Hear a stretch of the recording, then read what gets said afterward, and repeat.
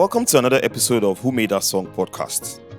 This podcast aims to shine the spotlight on the people behind the creation of a song, the people who make a song. I'm your host, David Rotimi, and I hope you enjoy listening to this as much as I enjoyed creating it.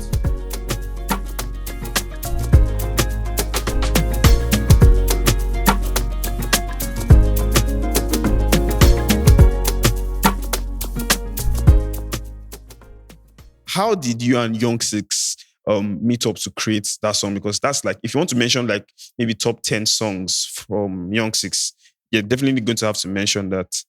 Yeah, so weird thing, I never met E06 until I met E06 for the first time in 2015. This is after we had met, like this is 4 years after we had made, almost 4 years after we had made Heartbreak Swag. So when E06 started popping, when he was dropping his, covers, freestyles and all of that, I was a big fan. I loved like everything that he was dropping at that time. Like all the covers, like, he used to jump on beats and then he used to kill it. He did it was the only cool stuff. Cover that he did that blew him. Yeah. I remember that. And then he dropped some other like jams that's like foreign international artists beats, and they were dope. Like I was like, yo, this guy's flow is mad, and like it was just dope. I really liked him. And then he now dropped his song with Wizkid. Follow me, go. Yeah, Thank you. yeah. Oh my goodness, Yeah. memories. Oh my God. So I think this was this was late 2010. Late 2010 or early 2011. No, I think it was late 2010. It was late 2010. And then E06 came to Benin for a show. I think at BIU, there's Benson Dausa University. And I didn't go for the show. I wasn't even aware. So the funny thing is, E06 was talking to my sister at that time. They were friends, so they used to talk via Twitter or something. And he invited her and her friends, to his hotel or something. And then my sister got there and I got a call from him. And I didn't have his number, so You he didn't know called who and it was was. talking. Yeah, I didn't know who it was. I was like, yeah, who's this? And then we're like, this is E06. You know how he talks now? This is E06. He talks like I that was like, normally too. yeah, he's slow. Like he talks like he's slow. Oh my I like, God. oh, okay. I was like, how far? That's what I just said, because I was like, You I was wouldn't know how to surprised. I was react. like, I was like, how far now? What's good? Like, yeah, I did. It says my sister Soge, and that she told him about me and this. I was like, oh, that's cool. And I said, let me talk to my sister. So I spoke to my sister. I was like, how far? What did happen? Like, where? How? When? You get Like, you didn't tell me that you know this guy. Like, what's going on? She was like, she just came. I was like, okay. And then me and him, we spoke. And I told him, I was a big fan. Like, and obviously I was a big fan. I was like, I love your work. And, like, we should do something. I was like, yeah, sure. We should work on something. And I was like, okay, cool. And then he said he'll get back to me. He would let me know when he's ready. I was like, okay, no wahala. And that was it. And then I took his, I didn't even take his number. I just told him to follow me on Twitter and then added him on my BBM. Because BBM was like... That was the thing. Yeah. So it was on my BBM and that was it. We didn't used to chat. I'm not the kind of person that would chat. I won't chat anybody. I'll just be there, especially when it's a guy.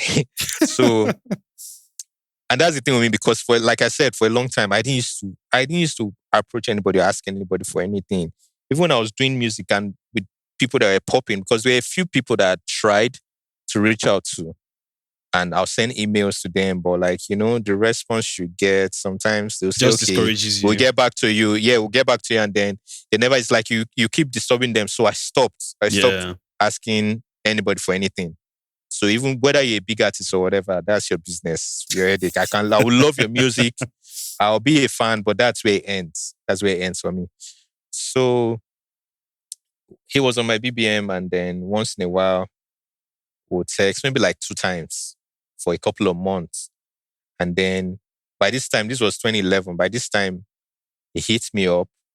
I remember that day I was in school. I was rounding up my project, my school project. It was a sculpture because I majored in sculpture. Yeah. So I was coming back from the campus. That it was at night. This was like 9 p.m. I was walking home because campus is very close to my house. So I was walking home, and he calls me. Did he call? I think he called. Yeah, he called me. And then we spoke. I was talking to him, and then he was telling me that he has this song that he wants to work on, that that the song is very personal to him. And he told me the title. He said Heartbreak Swag. I was like, I like the title. And I was like, okay, you should send me the hook of the song. And then back then, wow. I was about to ask now. How he sent it to you. Yeah, a lot of things have changed now because these days, people don't come to the studio to sing songs. Yeah. For you, they just come and they want to hear beats and then they like it and jump on it. But back then, it's like people will come, they will have the song, they will sing it for you, they'll sing the hook or sing the part of the song for you. And then you have to create a beat around it. That's how it was when I started making beats. Yeah, so I told him to send me like the hook or something. Just send me something about the song. Send me a voice note.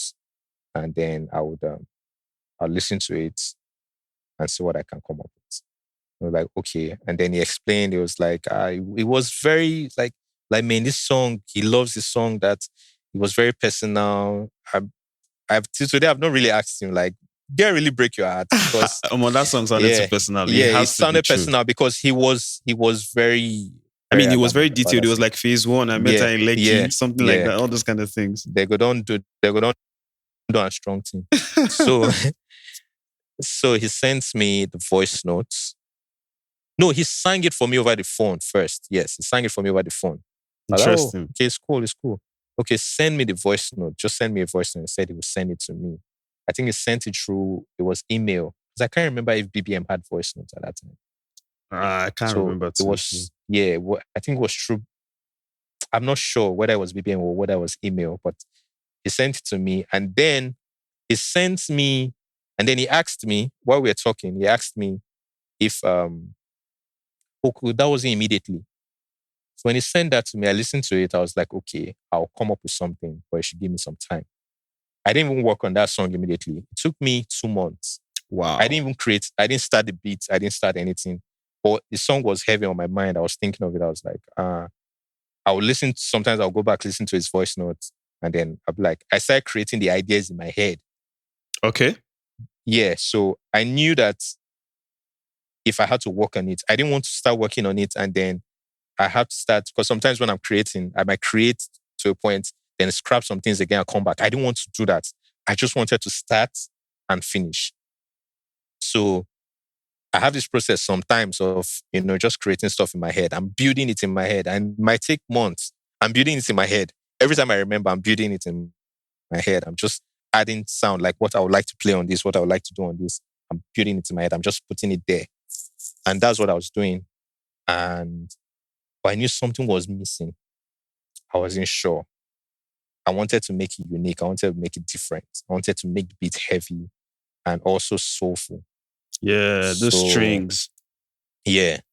So I was just thinking. And then he hit me up. Like, he had hit me up like 3 different times. And then we'll talk. I'll tell him, I'm working on it, but I never really start anything. But when I do it, he'll hear it. So he trusted that, I'll handle it. Okay. And then I think the last time he hit me up, he now asked me if I'd listened to Frank Ocean, if I knew Frank Ocean. I was like, I don't know Frank Ocean. And honestly, I didn't know Frank Ocean at that time. So he introduced me to Frank Ocean. I like, okay. And then he told me to listen to 2 songs. So he sent me the songs. It was Swim Good and Novocaine. He sent me those 2 songs. So when I listened to those 2 songs, I don't know, the songs just gave me this idea. Like, it helped me. And the funny thing is, those songs don't sound like Heartbreak Swag, but like, I just listened to it and I just was like I got what I needed. And then I started creating the beats. And I made the drums first. I like the drums. Those drums are heavy. I needed that. Yeah, they are heavy. I like the drums. And then I needed like the melody. I tried creating I created some other melodies that were nice, that fit right into that song, like what he sang. But I scrapped all of them. Like I kept them on the side. I just kept them. Like these are nice, but it's not there yet. I need something that when people listen to it, you cannot but help but want to listen to it to the end. You know, and then I left that beat, I saved it. So the next day I came back to it and I was just playing the drums. I was just playing the beats. I just played it on my speaker. Everything I created in my room on my laptop, I just playing, put it on full blast, jamming, like the whole house was shaking that day. I laid down on the floor, looking at the ceiling, just playing it, and then waiting for the inspiration to drop. Yeah, the melody just hits me, and I was like, nah, let me get those choir sounds, and that's how I played the stuff. And I was like, when I finished, I was like, nah, this is mad. Then I added like some other sounds on that, and then sent it to him. As soon as he heard it, was like, he screamed like, yo, this is crazy. I love it. I was like, cool. And I was happy that I did. I was like, yeah, this is cool. And then he said he was going to record. At that period, I think they had this Channel O award stuff where it was performing. Either it was receiving an award or it was performing at Channel O Awards in 2011 or 2012. No, it was 2012.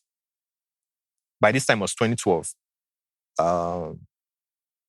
Then he recorded. So the first version of that song, which I never got to hear, was recorded with this SA rappers, this SA group, Dalles. Oh my goodness. I know Dalles. Yeah. Oh my goodness. Yeah. So he recorded it with them. And you know, those guys were big. Those guys were topping, like they were on top. Rappers, yeah. They were hot, yeah. So, I mean, he had the opportunity to record with them at that time. But I think the mistake he made was not collecting the data or something, or maybe they are not finished or something. So he came back to Nigeria. You know how it is now, trying to now, follow up on these guys. And it's like they're now posting.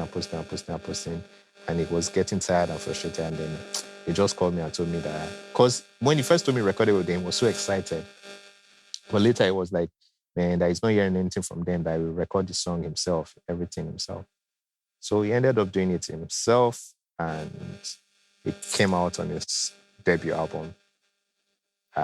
Bro, that song. So I would have even thought, because now that you're saying that Frank Ocean song kind of inspired it, in my mind, when I listened to this song, I think that time Lil Wayne's Mirrors had come out with Bruno Mars. Mirror, yeah. That was like those pads and like that was the type of feel I was getting from it. I got inspired from Lil Wayne's Mirrors. You see, I knew it. There was this other song. There was this other song by Lil Wayne. Drop the World. No, there was drop. So it was 3 songs.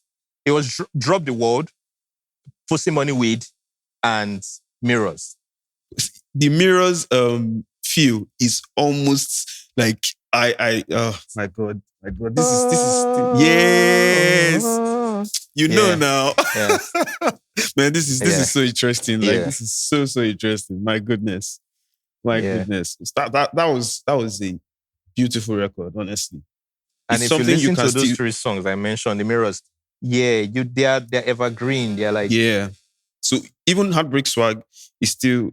So I was saying that Heartbreak Swag is even something you can still listen to today, and it's still going to sound solid. Like it's one of those evergreen records from E06, honestly. And the fact that he sang and he rapped, and it was such. So I cannot imagine how the Dalles version would have sounded. Would have been, I would have loved to hear that, but that one don't go. Everything's for a reason. There was another one with E06 actually, but this was now like the whole Cash Camp crew. It was Tradition. That was the title of the song. Rings a bell. I'm sure I can't remember. Yeah, you check it out. Tradition. The beat too, like was just it was. Wow. I did some madness on that on the beats. Man, you so this is why I'm doing the podcast basically, because people that don't know like these backstories wouldn't people that don't like know the backstories like this won't know that you've been doing stuff from like time. And imagine like the kind of huge records you've been doing. So that's just amazing. I mean, you even did something with Terry the Rap Man, right? Yeah.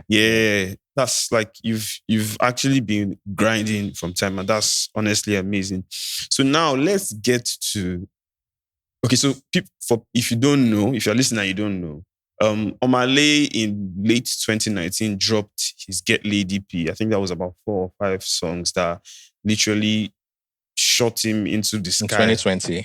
Okay, early 2020. Yes, sorry. Yeah.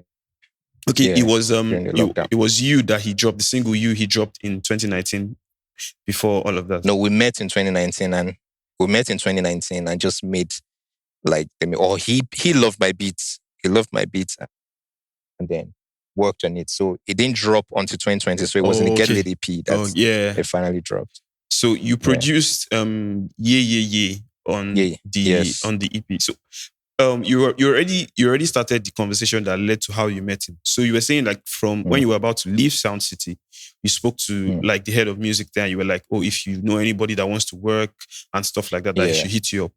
So who is that person? Do you remember the person's name? Yeah, that's Valentine. Okay, Valentine is the one of the owners of Keycard. Of Keycard, yes. Yeah. So that means because from the story I know, I think those guys were still in Port Harcourt. So how I'm trying to like merge the two sides of the stories that I'm getting now as to how he started working in Sound City in Lagos Valo had been with Sound City for a couple of years before I joined. I don't know how long. I don't know exactly how long, but he had been in Lagos. But he started from Port Harcourt. He schooled in Port Harcourt and started from Port Harcourt. Yeah, but I don't know how long maybe 2016 or 2015, I don't know. But he had been with Sound City. The second guy, Marshall was also, I think Marshall was head of music for Cool FM. So these two guys came, they understand the industry, honestly, So, I mean, they were very smart guys. Like very smart. I have to give it up to them, honestly, because I remember that Omah Lay was a fully Port Harcourt person. Yeah. So, and I'm a Port Harcourt person too. So he kind of knew like his earlier songs, and he was already like doing things there. So that means at this point where you met him, they had already spoken to him after hearing his, I think it was Hello Brother also. And I think it was a song that they heard. They were pushing his song, or whether he sent the song, and then Valo heard it. It was like, nah, who is this guy? And then look for him. And so the rest is history. So Valo now hooked you guys up to make music, and from there it's just been.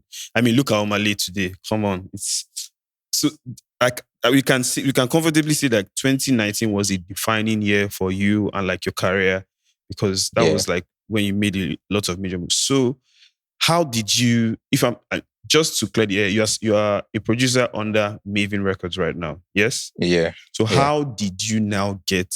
Because like from Omah Lay, you just started making like big moves. So how did you get into Mavin Records as a producer? Okay, so the thing is, I don't know, because on my list period, so some people knew my work, or a lot of people or other people knew my work from Omah Lay's project when it dropped in 2020. But I was already in Mavin. Interesting. So in January 2020. So that same period I made that move, I met Omah Lay. I had also made the move to meet with Jazzy. But the funny thing is, I wasn't meeting with Jazzy to join Mavin or anything. I just wanted to just meet up with him, just maybe pick his brains, talk to him, just learn a thing or two. Yeah, that was what I was thinking. I was not thinking, oh, I want to join Mavin or I want to do, it was just getting to meet him. And I felt like it was long overdue because I was supposed to meet him some years before. It's like in 2014. At this time, I was working on my dad's project under Hypertech.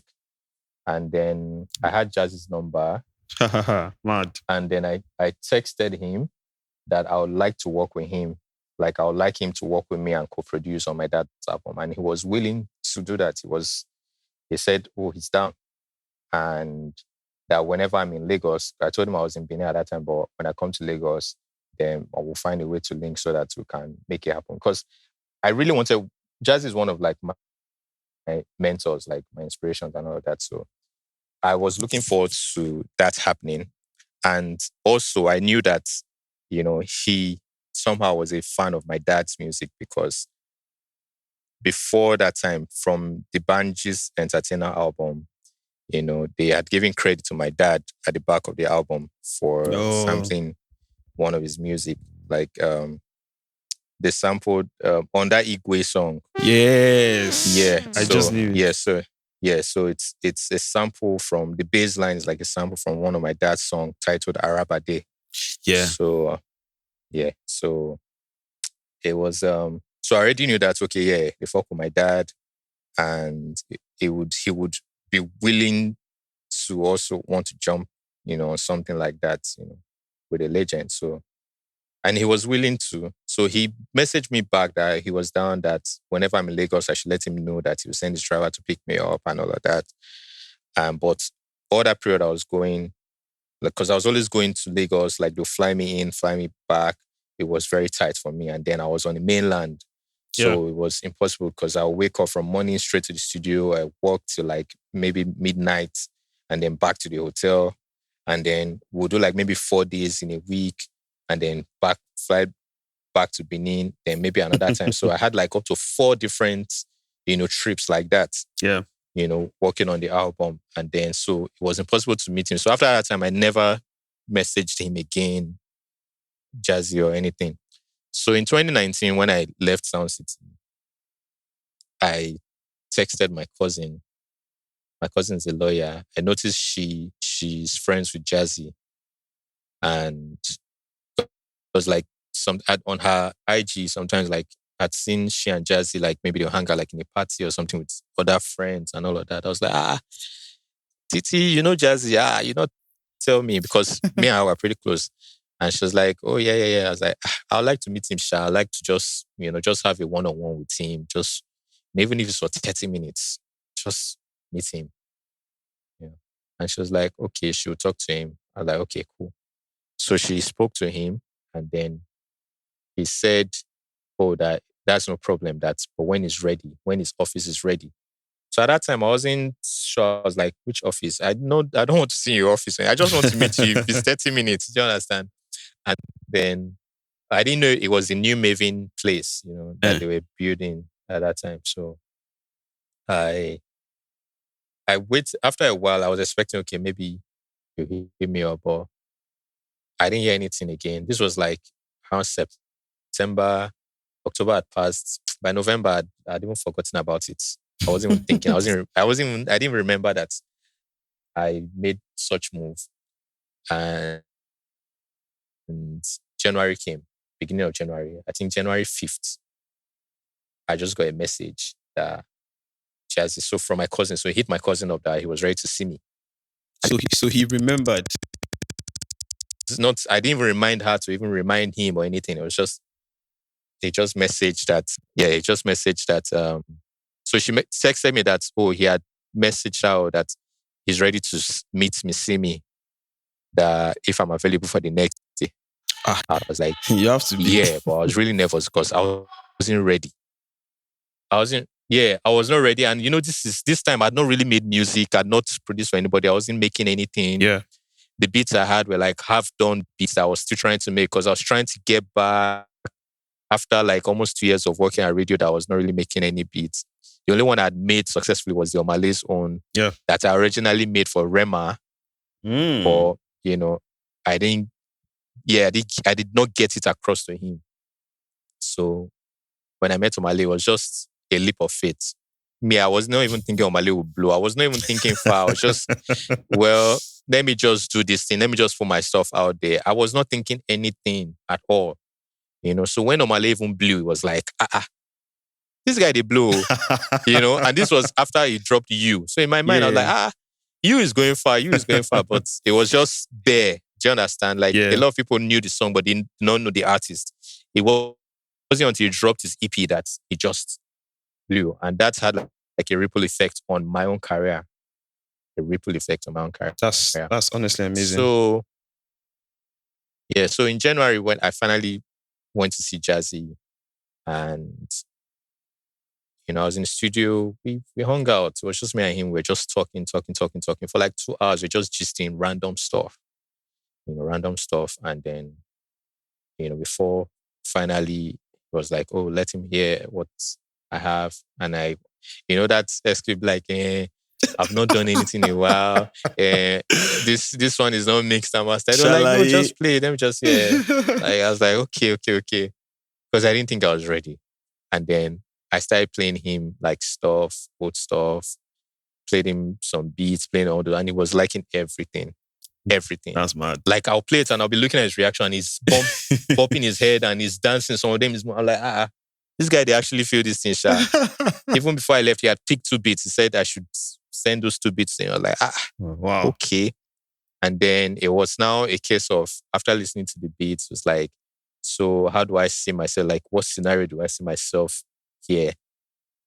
At that time, I was like, I just wanted to just see you, that's all. And then maybe if there's any opportunity to work with your artists, because I've not really produced in a while and I just need like a space, like, an environment where, an environment where I can create. I wasn't looking to be signed or anything. I was just looking for, even if I feel make one beat for them, if not for one project or something, let me just do it. Let me just be in that environment. Let me, learn something. Let me pick something. And it was like, oh, that's no problem. That anytime that I'm welcome here, I can come in. He called the studio manager upstairs and told them that if they see me, they should let me in. That's amazing. And I was like, oh, thanks. And I remember even saying that I just want to work. I just want to create. I'm not looking for money. I don't care. I can work for free. It was like, no, like, no, that they don't do stuff like that here. That's for anything I do, that I'll be paid, compensated for, and, get everything that's, is supposed to come to me.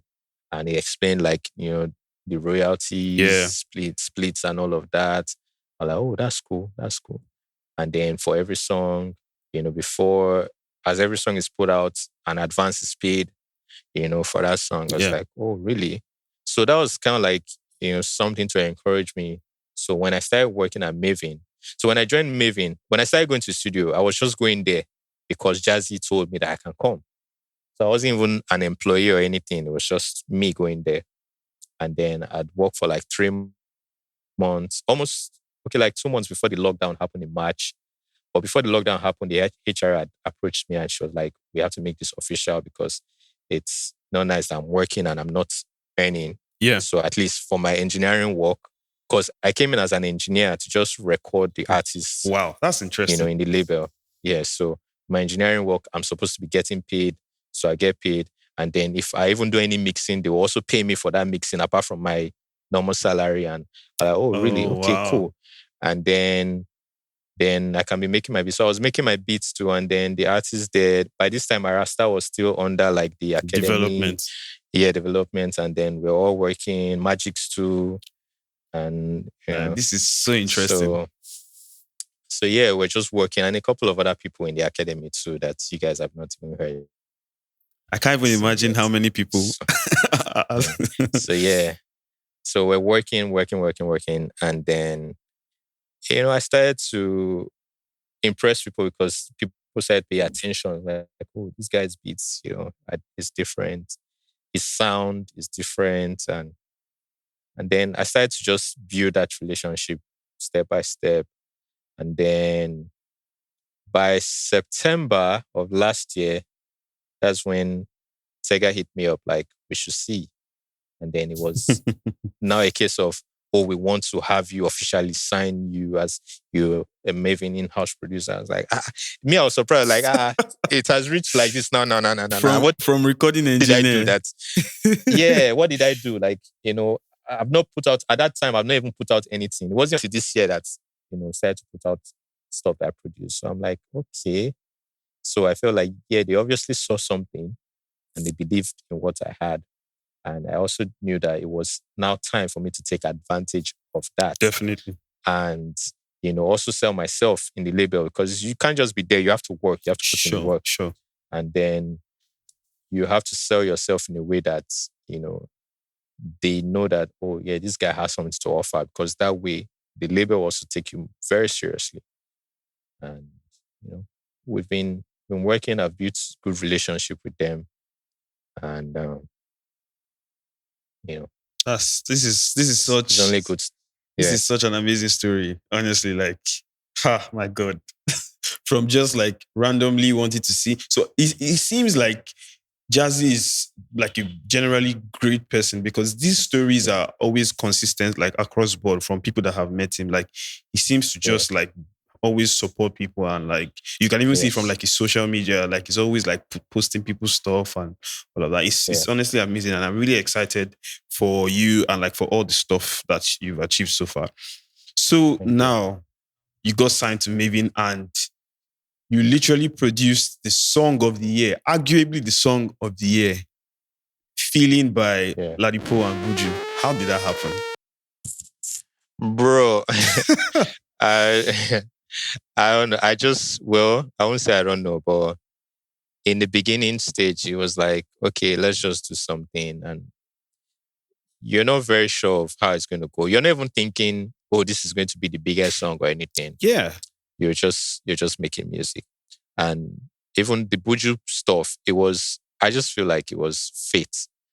It was fate that song happened, because when Buju came to the studio, Buju was invited to the studio for another song. My goodness. Yes. And we made that song. We're done making that song. We're in the studio just chilling and vibing. And then Ladipoe was like, let's just play beats. And he played some beats that he had from other producers. And, it was not like, I should play the beats, that feeling beat. Because we had that beat. And the thing before that time, because Ladipoe had come, I think a month before we made that feeling song. 2 months before, actually, to shop for beats. He just came and, came to the studio. It was like, Vibes, what do you have? I started playing him some beats, and then he selected some that he likes, he liked that. So it's out of those beats that we started recording. We started recording some songs, started creating like music for those beats. So one of them was the one Buju first recorded on, and then the feeling was second. It was like, as soon as I played the beat, it wasn't even the finished beat. It was just the melody and then the kick. Can you imagine? Yeah, it was just the melody and the kick. I'd never even put like a lot of things. It was just melody and the kick. That's all. And as soon as he heard the melody, Buju stood up from where he was. Because by this time, everybody was gisting. Sometimes you are vibing to stuff in the studio, and sometimes they can be gisting and talking over the beat. But as soon as that beat just dropped, he stood up, was like, yo, he needs to record, he needs to put something on this. Oh my goodness. And that's how, I fixed the mic, put it, and then started vibing, started singing, taking different takes, just vibing stuff. So I was recording everything, all the mistakes and all of that, just putting them. Not want to miss out anything. I just told him, as soon as we were done recording, I was like, okay, he's going to record. I said, don't worry, this is fine. I already know what I need here. This is fine already. This is it. I like it the way it is natural. Because if you come back and try to want to do it again, it's not going to, it won't come out as natural as the first one. As natural, as the first one. So it's like, that is fine. It's like, yeah, sure. I said, yeah, it's fine. And as soon as we heard it, as soon as he did that part, we knew that had to be the song. We knew that we had to put out that song. Because the funny thing is, Ladipoe already had a song. He had a single for the year. Scheduled to go out. Oh my God. Yeah. He had a single already. So we knew, by this time, me and Ladipoe were talking, I was like, man, you know that this song, because I was telling him, and we're talking and we're in sync. I was like, you know this song, this song has a feeling.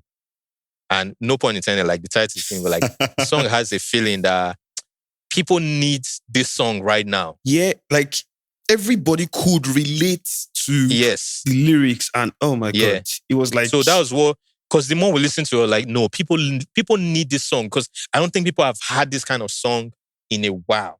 Nobody had put out a song that like people can really connect to, like everybody can connect to. But I feel like if anybody listens to this song, they can connect. Everybody would be able to connect to this song.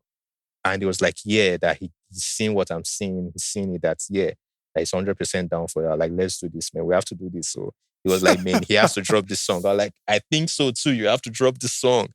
And then we shall pursued it and made sure everybody. And then the more we played it for people who played for Jazzy, Jazzy loved it already. Played for this, and people were loving it. I'm like, okay, cool. It has to be this song. And we pushed and made sure that it was that song. And I'm happy that when it came out, it did what it did. Bro. And the funny thing is, I before that time, I'd never envisioned a number one. I'd honestly never thought of a number one. My goodness. I'd never thought of the charts. I never thought of my song. My song was on the charts. I mean, it had entered top 20 and top 10 self with Omah Lay. Yeah. But I didn't think of it as anything. It wasn't anything. I didn't reason it. You know when? Yeah, I understand you. Yeah, I wasn't thinking of. Yeah, you didn't feel like attached to it like that. Yeah, I wasn't attached to it in any way. Like it wasn't anything special to me because I was not. My mind at that time was not even thinking, oh, this is. I wasn't thinking number one or number or you're on the chart and this is. But when feeling happened, maybe because of the response, like the way people, bro. You know, we're feeling the song, and from the first day, from day one, and the way my phones were buzzing, like because Omah Lay's phone, my phone was on fire for Omah Lay, but feeling was a different thing. Yeah, and your tag was more prominent on this one before the verse, the chorus came in. So especially for people that know, they want to find out who the producer is. Yeah, feeling was a different thing. Like it was crazy. I couldn't even handle my phone. It was so crazy. Like the followers, everything. Like I remember I was at 3K. I was just 3K. Wow. And then I gained like, up to like 4K. Like almost, it was crazy. Then my tweet, everything was just crazy. And then the messages I was getting from people, like that's when I started to see messages in requests. Like before then, I was like, yo, I saw messages and requests that I could not even respond to. Like, it was too much. I was wondering, where do I start from? I had to start filtering. Like, okay, I'll filter the ones that seem like they're serious, that want to work, and seem like they can actually, like, because a lot of people will message you and tell you. Some people will just message you and say, yo. Some people will say, just say also, and I'm like, who is this? Like, come on. State what you want, and they'll just write all sorts of, things. And so sometimes I just don't want to even go there. Like if I go, I just check who I should be responding to, and And so the song came out. It was Friday morning, and then at midnight, and then by afternoon that day, the song when it dropped, it debuted at 120 something, 127, I think, and then before that day, it had jumped 70 something, spots. I still remember the moment I listened to the song first. I was in my office working. So when it jumped to 30 something, I was like, oh, whoa, this is crazy. But I was like, okay. I was like, oh yeah, this is cool. And then in like another 2 hours, I'd heard it had entered like 15. And then at that time, I was trying to update because I now got like snapshots of like the different spots they had joined. Because from 30 something, I think 33, it was 24, then it was 19 and 17. So I had screenshots of those ones and I was posting them on my WhatsApp status. And then when I posted the 17, I think I posted 15 and someone said, your song is in top 10 now. Wow. And I went to check. I was like, it's in top 10. I was like, whoa. And I was like, okay, I'll post this later. Then I posted again. Someone was like, you are number 3. No, I woke up. I slept and woke up Saturday into Sunday morning. So I woke up around 4 because I was in the studio. I'd worked till like about 1 a.m. So I went to just rush on the couch. Then by 4 a.m. I was awake. And I checked on my Apple Music and it was showing number 3 or number 3. spot. So I screen grabbed that and then I was posting.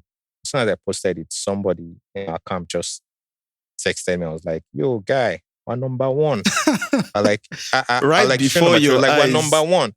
And then I just, when I waited for a few hours and then it reflected on my own side, I was like, shit, number one. Like, I can't believe it. And then everything just went crazy from there. Went crazy. That's like, amazing, man. Like everything it was happening there, it was there live. for a long time. Yeah. It was there for a long time. And then even left number one spot. I think somebody dropped something and then he came back again. Like 3 different times. Went back to number one. It's like, yo, this song is stubborn. This song is stubborn. I know. I can definitely see that song being nominated for at least, at the barest minimum, Song of the Year, because my goodness, everybody, and even up till now, I mean, Tega still posted like something a few hours ago of like them in the UK and like your song. Yeah. Like, bro, man, that song is something else. It's so spiritual.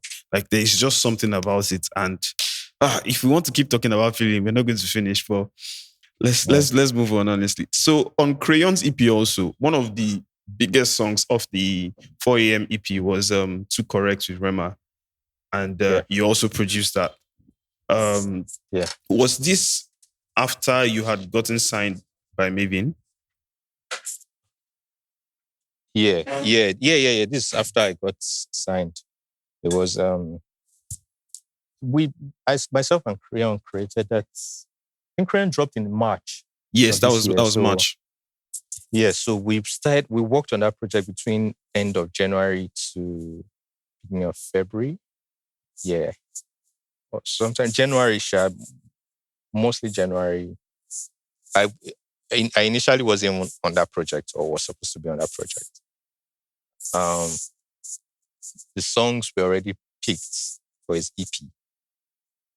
And then it was just, he needed to do a song with Rema because they had been planning to do a song. Yeah. So I think that was what he was waiting for.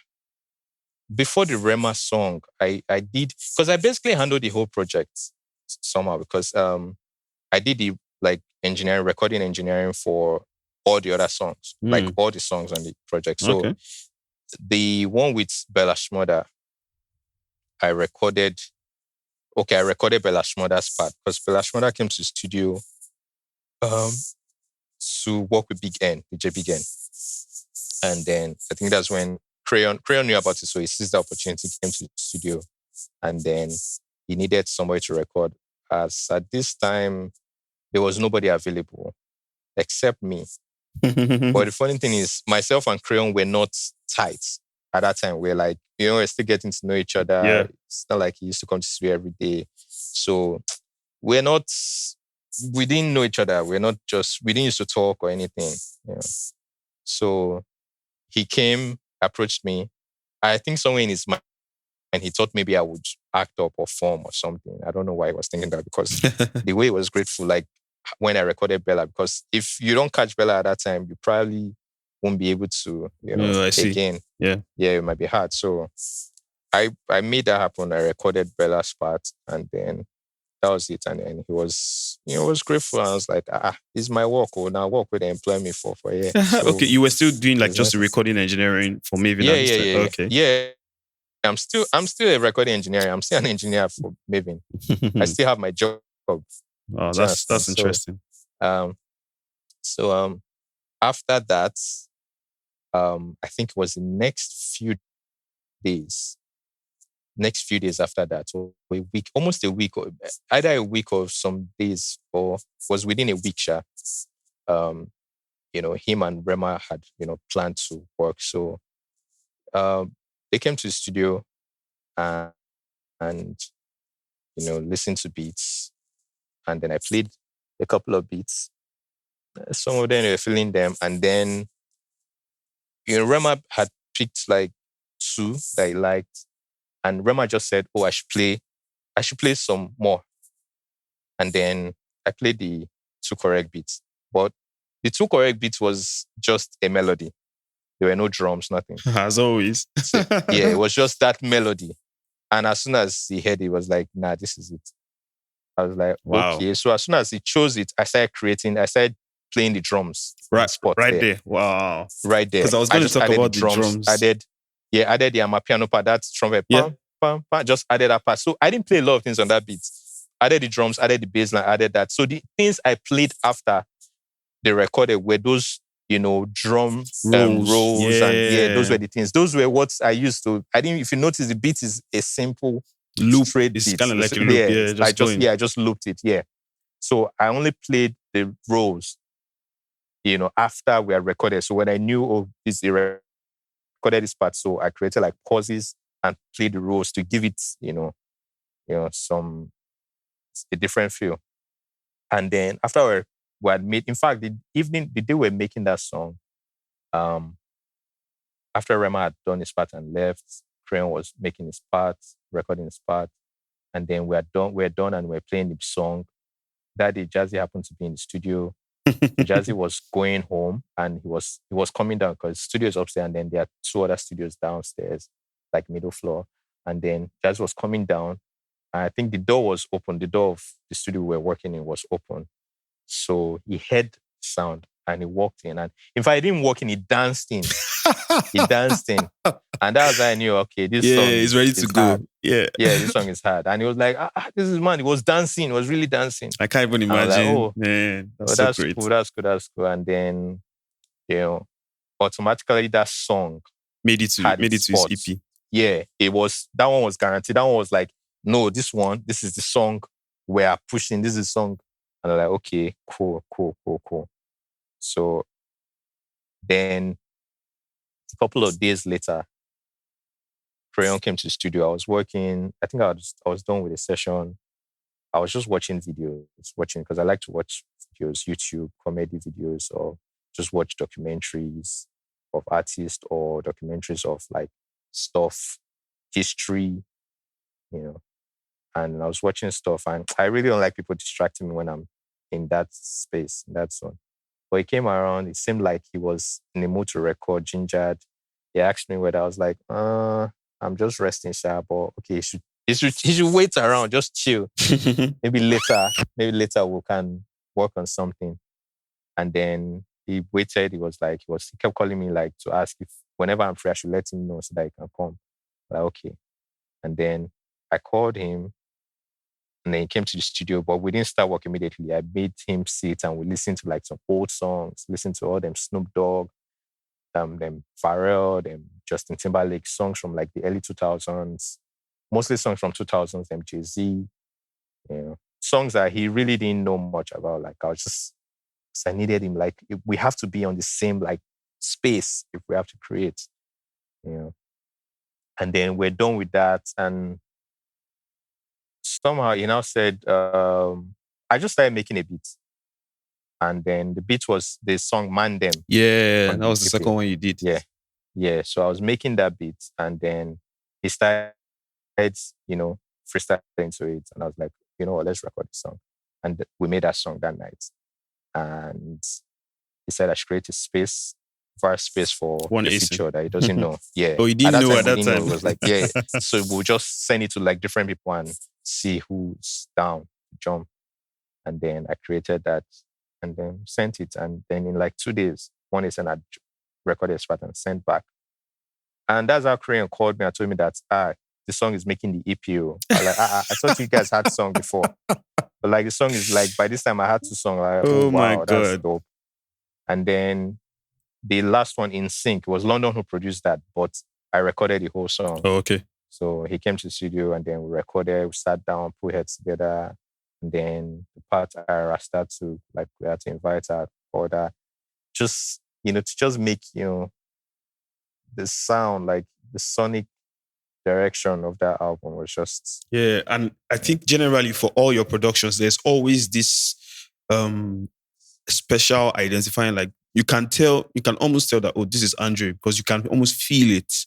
It's always very like special, man. That's honestly amazing. So, I mean, we've been talking for more than 1 hour, 30 minutes, but let's just try to wrap up. So wrap up because my battery is low. Okay. Very low. Okay. All right. So let's just talk quickly about Ayra Starr's album, Bridgertn. You produced that also.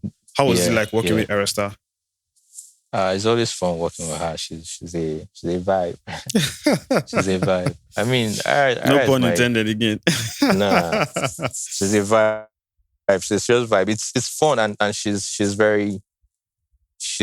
a creative. She knows what she wants and how she wants to, and then she's not one of those artists that they just come and they're confused as to what they want to do. Nice. She knows she has a direction already. She has a direction, yes. Yeah. So but for Bridgertn, we have a lot of songs. It's only Bridgertn that made it. And because of what they were trying to achieve with the project. Okay. We have a lot of songs that people have never heard yet. I can't wait, man. But for Bridgertn, it was one of those songs that I had made the beats. The beat was my beat. Like I just made the beats and I knew the beat was special. And when I made the beats, I originally wanted, the first person to hear it was DJ Neptune. And he loved it. And he was thinking, who should be on it? I was like, it has to be a female. It has to be a female. And I didn't know which female, but like, I kind of like had Ayra Starr on my mind. And then I was like, I'll talk to, some females that I know and see who. That same day I came to the studio because I was at his own studio. I came to Mavin's studio and then Ayra was around and I called her, come to the studio, come and hear these beats. As soon as I played it, she just loved it. She was like, she has to record this song. She must record. I shouldn't give it to anybody else. She must record. And like the way she was like, I was like, they don't hook you. But I already told Neptune, I told Neptune that a female boy, it would be you and Neptune. She was like, okay, no problem, that she would do it with Neptune. Like, I was like, okay, cool. But somehow we recorded this song and we just knew that, you know what? Let's hold this song. Let's hold it. Yeah, and that's nice. Yeah, but from the beginning of recording that, because I already made the beat was done. The beat was done. So when she started recording, she started writing in the studio. And then her brother was around, he also assisted. And then I was like, assisted here and there. And she was writing. And then the flows, the vibe, the bounce, everything was just going well. And I was loving it. And we just kept creating and just coming up with different ways, record some parts. This is nice, but let's try it this way. I'll try this other way. I'm like, oh yeah, this is how it should be. Like it's giving us this feel. Yeah. And then I also, because of when I was making the beat, I knew that the song had like this classical feel. Yeah. I created that full classical feel on the song. So I wanted, while we're recording, I wanted like, I started to remember Sound of Music. I don't know if you watched it. Oh, come on now. Yeah. Everybody has seen Sound of Music. Some people have not watched it. Anybody that has not watched it is probably like maybe born from like 2010 or something. So Ayra had not even watched Sound of Music. What? That's the funny thing. Yes. She had not watched it. So I had to go on YouTube and look for the songs. Start playing. Yeah, look for the songs. Yeah. So like she could not watch. There's no way she can watch the full movie. Yeah. I started playing songs from Sound of Music. And then in the beginning, you heard that the strings are playing in the beginning. And then in the middle, after the first verse and hook, in the middle, there's one voice like soprano, all these orchestra. Opera singers, voice thing, sample that I put there. So when we played the songs from Sound of Music, I had the idea to do that, to add those parts in the beginning, and in the middle of the beats. So it was in the process of recording that I added those parts. Interesting. So the beats. So originally it was just the beats. It was just the flute starting it. Yeah. So I had the strings and the opera singing and whatever added to it while we were recording the song. And then the parts where she yodeled. That was another interesting thing to hear. Yeah. So it was when I was adding those parts, those melodies to it, I now told her, I suggested like, yo, we need to add something that just makes it so for people that really know music, they would appreciate this part. It fits. Even people that don't know theme. music self, they will know that this part is different. So, and then, you know, we're also thinking Bridgertn, the movie itself. Yeah. Because we're visualizing how the video will be. Yeah. You know, I was like, if we're going to make a video for this song, it has to be like the whole Bridgertn thing. And that's how we just stuck with it. Like, we'll call it Bridgertn. Just put Bridgertn there because we don't even know what to call this song. So just put Bridgertn there. And then, so I was thinking even Bridgertn had like that feel like with the music. Exactly. If you notice, like Bridgertn had like popular song, but they turn it to like classical opera type of stuff. Yeah. So I was like, yeah, this is the perfect theme for this song. So I played that the song from Sound of Music that they yodeled and like yeah. So I played that. My God. And then I played a couple of videos I played a couple of yodel videos, like yodel tutorial videos for her. So she learned it we right watched there. and watched because she had to learn. She learned it there, right there. Man, she learned it there. I like the way you think, and honestly. Then we yodeled. I like the way you think. That's nice. And That's then nice. Created that. That's nice. That was another good song on that album.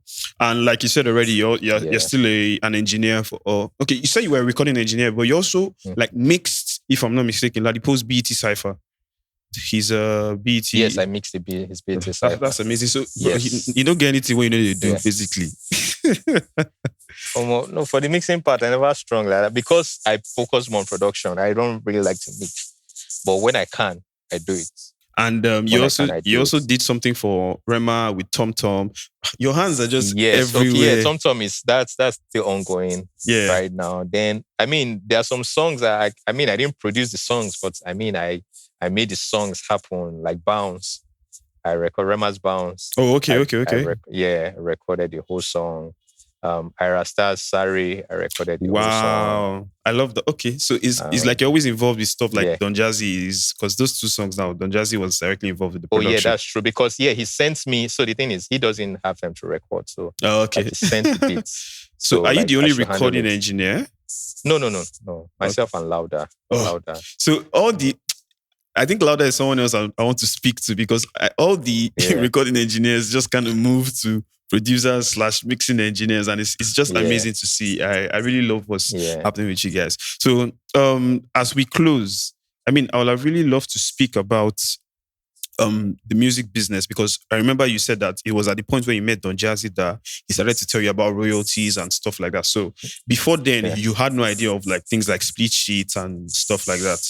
I did, but I didn't know like the intricacies. There's some things I didn't know yet, the intricacies of these things, but I knew. I just didn't understand some things. Okay, but definitely, I'm sure all of that is solid in your brain now. Oh yeah. Because and what made that? I mean, you know, sometimes not understanding is because of, as a result of like the people that you work with, environment and all of that. So if you're not working with people that don't even understand these things, or people that don't take these things seriously, probably won't know. And for someone like me who was more interested in just creating, it's your mind won't go there at all. My mind is not going there. My mind is just thinking, okay, last they go pay me some money, and maybe when they put it out, after a while, I know there's going to be some money made, but how to secure that? I wasn't really thinking that, you know. But when I joined Mavin, I was taught all of that. It wasn't just telling me that. There was, even at the point where I had my deal. So at the point where I had like the deal offer from Mavin, it came with a lot of things. You know, one of the things was training, and this is what everybody under Mavin gets. That's amazing. You know, you have classes. You go for classes. So the people in Mavin that handle like the legal people, the PRO people, the people in the marketing department, they have people, they come and teach you, like there are classes, you sit down and there's, what they call it? They just tell you, educate you on all these things. There's a board, there's a, what they call projector and all of that. So it's back to school again.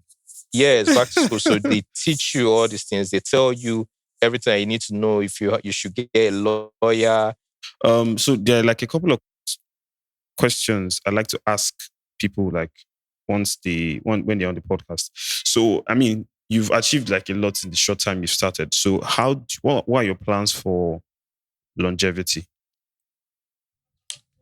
I mean, I think one of the things that I try to do first is to create a long-lasting impression, like maybe with my sound or with my presence or whatever. And I like to take it one step at a time. But I do have plans for,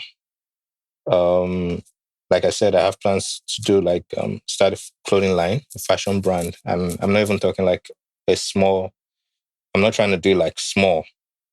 And I'm trying to do like something that can compete like, with what we have internationally.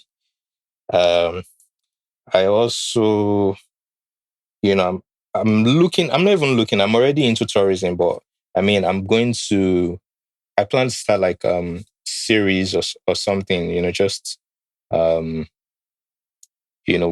visiting like places and helping, just discovering, learning new cultures, discovering new places and new people and what they like and discovering their music, their sound. And that way, I know that's also going to like help, inspire the kind of music I make. And I'm also going to be helping to discover talent and people with, the show. I mean, those kind of things are things that you do that just, make a brand out of you as a person. Yeah. And then there are other things, obviously maybe some things, investing in some things, entertainment wise, try to do like maybe short films, movies or something, or producing mine, actually more of mine than actually jumping on all this like Nollywood stuff. I mean, if I get if it's really nice, if the script looks good, and I would take, but I would rather, do mine. My brother is a cinematographer, so at some point we should be able to create something. But I think more of short films and also put out my music. So originally I just wanted to like put out music with like other artists, just feature artists and just do the whole producer artist thing. But since my dad passed, I've had like I'll still do that first, but I'm working on stuff like my own music, but it will be a different type of music. It will be something different, something new, not the hip hop, not the R&B, but it's going to be something that'll be inspired by what my dad had, like the sound I had, and just take it to the next level. So it will be like the core of the sound I'm trying to create. Definitely looking forward to that. Yeah. Yeah. So I mean, that might not be soon, but it's something I'm going to take time to work on because there are a lot of things I need to put in place. I need to work on, picking up other instruments and playing. I need to, whatever music, that kind of music I'm going to do is going to be at least going to be live or semi-live. Okay. Yeah. So I don't want the sound to be different from what I create in the studio when I have to perform it. That makes sense. Because by the time I start, I want it to be just like I go out there and you just know that it's a different music. I'm not looking to be the biggest artist or whatever. If it happens, fine. But like, I'm just saying, if whatever I'm creating, like I have like my own audience and, I just, people will know it and people will love it when they hear it. They just know that, this is different, and, those are the kind of things that start like the conversation for, a legacy, longevity, like people talking about it in the future because like you created something different, something new. That's amazing. So I want you to tell me like 3 people at least that you want to hear on this podcast to come and share like their experiences and stories like this. You should have louder. I've actually reached out, but he hasn't responded. I can reach out to him. I'd appreciate that. Who else? So not producers, anybody, right? So producers, engineers, people behind the scenes that are not necessarily the artists. Who? There are a lot of people, but I'm trying to think who would be more receptive. Even if you can have just one Monday. I'm thinking I don't have a lot of people like that. The rest are artists. Okay, maybe we can get Magix. Okay. I can get Magix, yeah. I can, but I would have to see him because I'm not in Lagos presently, but yeah, you told me that. No problem. So where can people find you on social media? They want to follow you. Instagram, Andrevibez on Instagram. It's ANDREVIBEZ. And then on Twitter, it's I can't remember them. I can't remember my Twitter. My Twitter is Andrevibez _. Okay, I'll look for it and I'll tag it. I'll put it in the description of this podcast so people can. Man, Andre, thank you so much for your time, for being very receptive. I honestly really appreciate it. Thank you so much for sharing your stories. Yeah. Thank you so much. Have a nice day. All right, guys. So if you enjoyed this episode, make sure you leave a rating wherever you can. Share, like, do all that good stuff. Let us know what you think. Comment. Just do all of that. Follow us on social media. Instagram is at Who Made That Song Pod. On Twitter is at WMTS Pod. And you can also follow me on my personal pages at DavidRotimi_. See you guys on the next episode. We are signing out.